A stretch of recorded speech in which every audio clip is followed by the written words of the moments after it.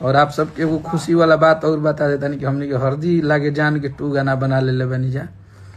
बहुत तगड़ा लिरिक्स और बहुत जबरदस्त कंपोजिशन और बहुत बढ़िया बात है। हरदी पार्ट 1 से भी बेहतर वो आप सबको लगेगा। बहुत अच्छा गाना है, मतलब जब से बनाया तब से वही गाना सुन रहे हैं, बहुत अच्छा है वो भी।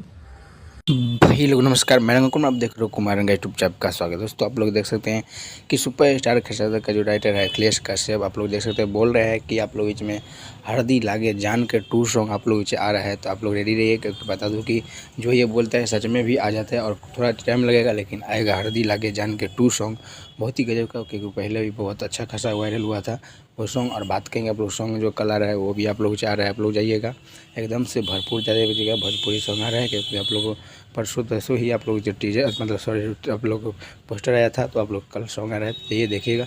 और हरदी लागे जान का 2 सॉन्ग बहुत ही जल्द आ रहा है, क्योंकि अखिलेश कश्यप देख सकते हैं लाइव आके बोला है